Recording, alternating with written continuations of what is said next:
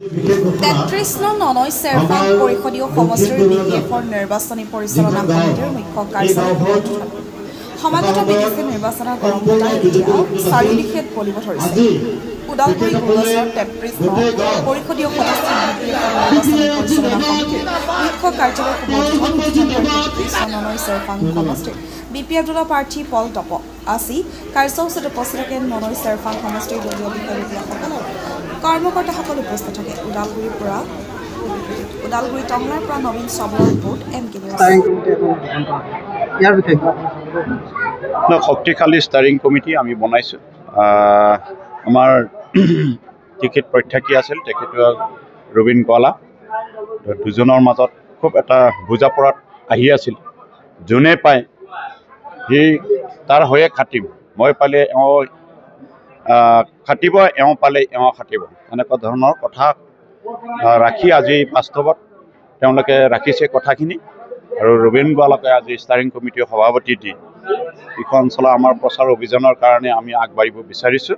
আৰু যথেষ্ট ভাল, ইয়াত যোৱা দিনত আমাৰ BJPৰে আছিল পাৰিষদজন EM হৈ আছে সঞ্জিত তান্তি, তেখেতৰ বৰ্তমান এইখন সমষ্টিৰ প্ৰতিষ্ঠান বিৰোধী যি বিৰোধী প্ৰতিষ্ঠান বিৰোধী এইটো বঁটা বলি আছে, একো কৰিব নোৱাৰিলে।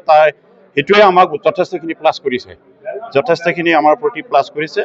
আৰু নতুন হিচাপে পল টপ যথেষ্টখিনি প্ৰভাৱশালী এজন ব্যক্তি আছিল। তেখেতে আচাৰৰ লগত ওতঃপ্ৰোত জড়িত আছিল। আৰু এই অঞ্চল বিশেষকৈ আদিবাসী অধ্যুষিত অঞ্চল, ইয়াত আচাৰৰ যথেষ্ট প্ৰভাৱ আছে। আৰু তেখেতেও আচা হৈ যথেষ্টখিনি কাম কৰিছিল যেতিয়া, তেখেতৰ প্ৰত্যেকটা আদিবাসী সমাজৰ এটা প্ৰভাৱ আছে। এই অনুপাতেও আমি যথেষ্ট, আৰু তাৰ বাহিৰে বহুতো জাতি জনগোষ্ঠী ইয়াতে আছে, সকলোৱে সঁহাৰি জনাইছে। বহুতো বেলেগ কমিউনিটিৰ গাঁৱে একেবাৰে গাঁও হিচাপে আহিব, কেইদিনমান পিছত আপোনালোকে নিশ্চয় নিউজ কৰিবৰ কাৰণে সক্ষম হ'ব। গাঁও হিচাপে এইখন BPF দলত যোগদান কৰিবৰ কাৰণে আহি আছে। গতিকে আমাৰ যি এইটো আমি ধৰি ল'ব পাৰোঁ। আজি আমি সঁচাকৈ অতি আনন্দিত যে ননৈ চেৰফাং সমষ্টিৰ BPF দলৰ আজি যি নিৰ্বাচনী প্ৰচাৰৰ কাৰণে আমাৰ মুখ্য কাৰ্যালয় আমি উদ্বোধন কৰোঁ।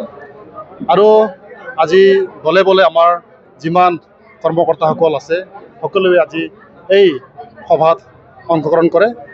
আৰু আমি আজিৰে পৰা আমাৰ যিমান নিৰ্বাচনী সভাৰ যিমান প্ৰগ্ৰামবোৰ আমি আজি এই কাৰ্যৰ পৰা আমি আৰম্ভ কৰিম। আৰু আমি একেবাৰে আমি ফুল্লি উইথ ডিচিপ্লিন, আমাৰ যি ডিচিপ্লিনৰ মৰ্যাদা আমি আগবাঢ়ি যাম। আমাৰ কাম কৰিব বহুত আছে। তো আজিৰে পৰা আমি এই কাৰ্যালয়ত আমি আমাৰ যিমান নিৰ্বাচনী প্ৰচাৰৰ যিমান কাম কাজ আমি এই আমাৰ কাৰ্যালয়ৰ পৰা আমি কাম কৰি আগবাঢ়ি গুচি যাম। আমাৰ দলীয় স্থিতিটো খুবেই ভাল। আজি ৰাইজে আমাক যথেষ্ট ছাপৰ্ট আৰু সহায় সহযোগ কৰি আছে, আমাক সমৰ্থন জনাই আছে। কাৰণ বিগত দিনৰ যি কাম কাজ মানুহবিলাক সকলোৱে গম পালে যে হাগ্ৰামা ছাৰৰ নেতৃত্বত চৰকাৰটো কেনেকৈ চলি আছিল, আমি কিমান সুবিধাবোৰ আমি দিবৰ কাৰণে আমি সক্ষম হৈছিলোঁ। কিন্তু আজিৰ তাৰিখত ৰাইজে কিন্তু একো পোৱা নাই। আৰু বিভিন্ন ৰাজনৈতিক হওক, অৰ্থনৈতিক হওক, বিভিন্ন ক্ষেত্ৰত আজি কিন্তু পিছ পৰি আছে।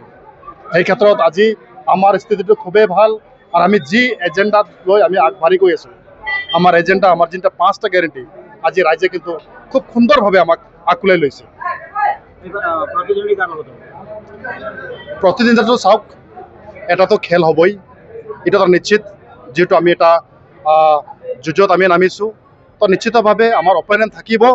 কিন্তু অপনেণ্ট থাকিলেও কিন্তু ৰাইজে আমাৰ লগত আছে। আৰু ৰাইজে সিদ্ধান্ত কৰিব, ৰাইজে ৰজা হয়। আৰু আজিৰ তাৰিখত আমি দেখিবলৈ পাই আছোঁ যে ৰাইজে, জনসাধাৰণে কিন্তু BPFৰ লগত আছে। আৰু ইহঁতৰ এটাই সপোন যে পুৰণাই আকৌ এবাৰ হাগ্ৰামা ছাৰক চিফ হিচাপে চাবলৈ বিচাৰি আছে।